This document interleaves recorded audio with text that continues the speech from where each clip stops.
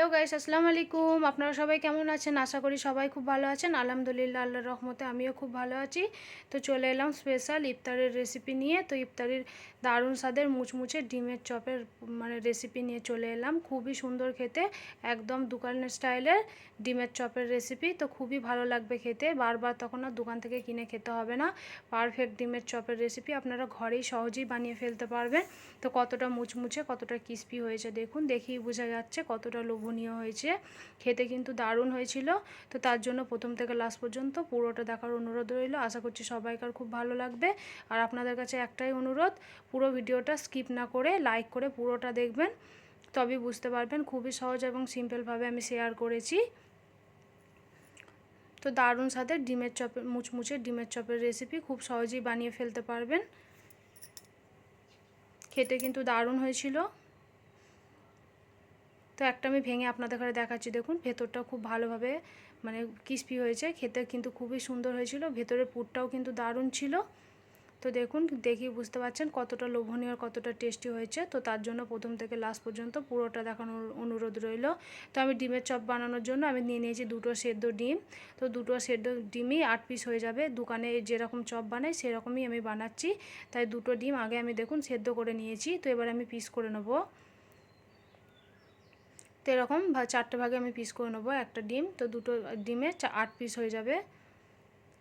তো আপনারা চাইলে 2 পিস করেও করতে পারেন। তো ওটাও একটু মোটা হয়ে যাবে বেশি, তাই আমি এরকম একটু 4টে করে পিস করে নিচ্ছি। এটা খেতে বেশি ভালো লাগবে, তার জন্য আমি এরকম একটু 4টে পিস করে নিচ্ছি। তো দেখুন আমার ডিমগুলো একদম রেডি হয়ে গেছে। তো আমি আলুর পুরটা বানানোর জন্য দেখুন 1 বাটি আলু সেদ্ধ করে নিয়েছি। তো এখানে একটা ফ্রাই প্যান বসিয়ে দিচ্ছি, দিয়ে পরিমাণ মতো তেল দিয়ে দিয়েছি, দিয়ে 1 চামচ মতো 5 ফোড়ন দিয়ে দিচ্ছি। তারপর দিয়ে দেবো কাঁচা লঙ্কা, 3টে মিডিয়াম সাইজের কাঁচা লঙ্কা একদম কুচি করে নিয়েছি আমি, সেটা আমি এবার তেলের মধ্যে দিয়ে দিচ্ছি। তারপরে দিয়ে দেবো পেঁয়াজ কুচি, বড় সাইজের একটা পেঁয়াজ এরকম ডুমো ডুমো করে আমি কুচি করে নিয়েছি। একটু লাল করে ভেজে নিতে হবে।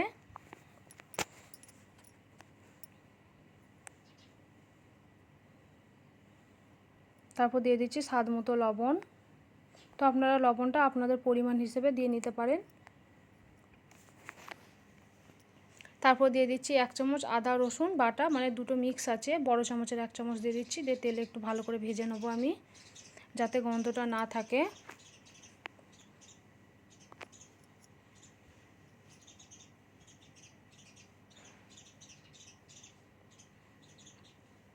ভালোভাবে ভেজে নেওয়ার পর দিয়ে দিচ্ছি 1 চামচ জিরে গুঁড়ো, তারপর দিয়ে দিচ্ছি 1 চামচ ধনিয়া গুঁড়ো, তারপর দিয়ে দেবো 1 চামচ হলুদ গুঁড়ো। একটু ভালো করে লাল করে ভেজে নেবো আমি আদা রসুনের সাথে। তারপর দিয়ে দেবো একটু সানরাইসের রেড চিলি পাউডার বা কাশ্মীরি লঙ্কার গুঁড়ো, কালারটা দারুণ হবে। তারপর দিয়ে দিচ্ছি 1 চামচ লঙ্কা গুঁড়ো। ভালোভাবে একটু মশলাটা আমি কষিয়ে নিচ্ছি। তো মশলাটা ভালোভাবে কষিয়ে নেওয়ার পর দিয়ে দিচ্ছি আমি সেদ্ধ করা আলুটা, ম্যাশ করে রেখেছিলাম, সে আলুটা আমি দিয়ে দিচ্ছি। তো আপনারা যতগুলো ডিমের বানাবেন আলুর পুরটা সেরকম হিসেবে আপনারা বানিয়ে নিতে পারেন। তো এখানে আমি 3টে মিডিয়াম সাইজের আলু সেদ্ধ করে নিয়েছি, তো আলুটা ম্যাশ করে নিয়েছিলাম। তো পুরোটা আর দেখাইনি, অনেকটাই বড় হয়ে যাবে, তাই ওটা আমি দেখাইনি। তো আপনারা সেদ্ধ করে নিতে পারেন আগে থেকেই। দিয়ে মশলার সঙ্গে ভালোভাবে আমি আলুটাকে মিক্স করে দিচ্ছি। ভালোভাবে চেপে চেপে আমি আলুটাকে ভালো করে ফ্রাই করে নেবো, একদম লাল লাল করে ভেজে নেবো। তারপর দিয়ে দিচ্ছি 1 চামচ গরম মশলার গুঁড়ো।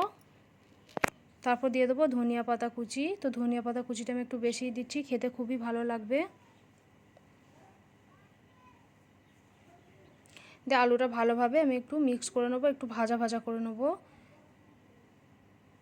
তা আলুটা দেখেই বুঝতে পারছেন ভাজাটা একদম পারফেক্টভাবে ভাজা হয়ে গেছে। ডোটা দেখছেন একদম রেডি আমার। তো যেরকম আপনারা শেপ দিতে চাইবেন আলুটা কিন্তু সেরকমই শেপে চলে আসবে। তো আমার একদম ভালোভাবে ফ্রাই করা হয়ে গেছে।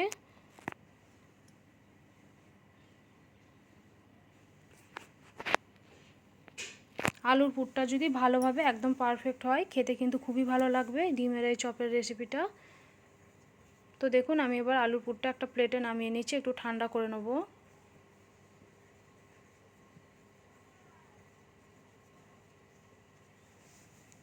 একটু ঠান্ডা করে নেবো, দিয়ে এরকম অল্প করে একটু আলুর পুর আমি নিয়ে নিচ্ছি।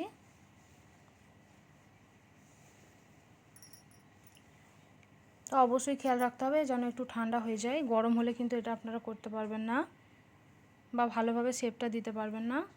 তো দেখুন আমি এরকম একটা গোল করে লেচি কেটে নিয়েছি, তারপর এরকম ডিমটা দিয়ে এরকম ভালোভাবে একটা শেপ দিয়ে নিচ্ছি। ভেজিটেবিল চপ আপনারা গোল লম্বা চৌকো যেরকম মন সেরকম শেপ দিয়ে নিতে পারেন।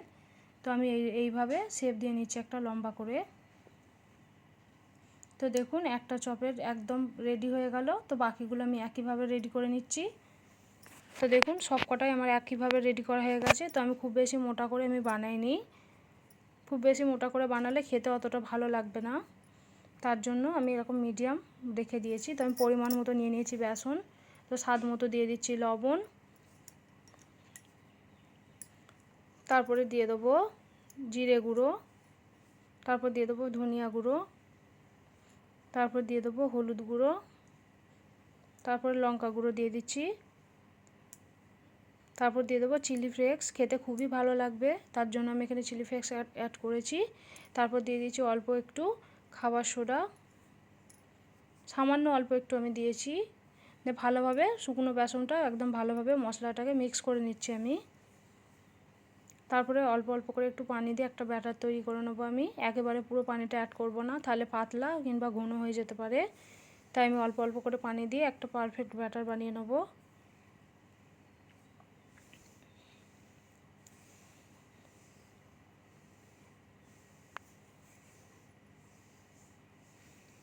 তো অল্প অল্প করে পানি দিয়ে দেখুন একটা ব্যাটার আমি রেডি করে নিচ্ছি। তো আমি পুরো পানিটা অ্যাড করব না, যেহেতু আমি এখানে পরে আবার ডিম অ্যাড করব, তাই অল্প অল্প পানি দিয়ে আমি মিক্স করে নিচ্ছি ভালোভাবে।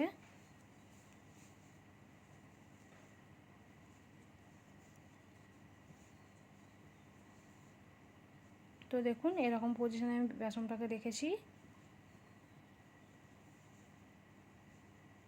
একটু গাঢ় করে রেখেছি আমি, যেহেতু এখানে আমি দেখুন আমি ডিমের কুসুমটা বাদ দিয়ে আমি সাদা অংশটা দিয়ে দিচ্ছি এতে। খুবই ভালো লাগবে খেতে। ডিমের চপে ডিম ছাড়া কি হয় বলুন, খুবই সুন্দর লাগবে। আপনারা একবার এরকম বেসনের সঙ্গে ডিম দিয়ে দেখতে পারেন, দারুণ হবে খেতে।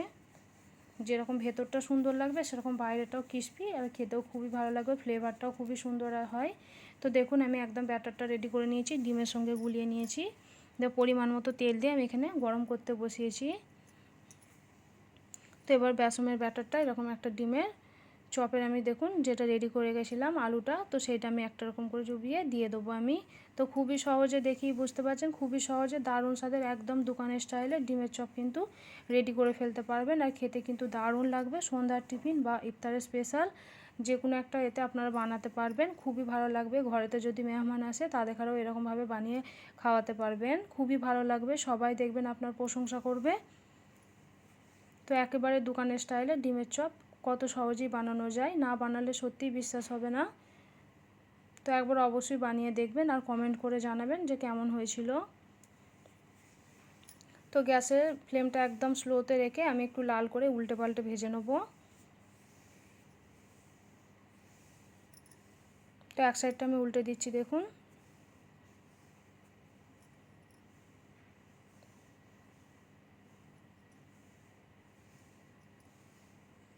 তো এক সাইডটা উল্টে দিয়েছি, তো আর এক সাইডটাও আমি একটু লাল করে ভেজে নেব। ভেতরটা যেমন খেতে সুন্দর লাগবে, বাইরেটাও সেরকম মুচমুচে ক্রিস্পি খুবই সুন্দর লাগবে খেতে।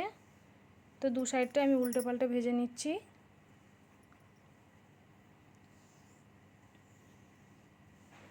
তো আমার চপগুলো একদম রেডি হয়ে গেছে, দেখিয়ে বুঝতে পারছেন একদম মুচমুচে আমি একদম কড়া করে ভেজে নিয়েছি। তো এবার তেলটা ঝরিয়ে ভালোভাবে আমি তুলে নেবো একটা প্লেটে। তো একইভাবে বাকি চপগুলো আমি ভেজে নেবো। এটা বানানো খুবই সহজ আর খেতে কিন্তু দারুণ মজার, বাচ্চা থেকে বড় সবাই কিন্তু পছন্দ করবে, দারুণ একটা রেসিপি।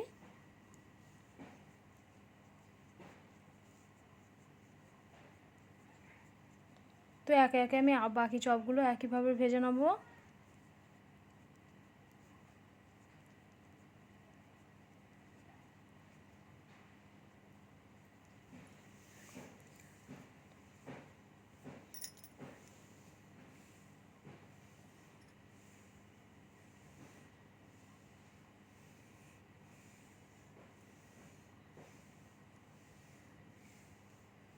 তো এক সাইডটা আমি উল্টো পাল্টা লাল করে ভেজে নিয়েছি, তো আর এক সাইডটা আমি একইভাবে ভেজে নেবো।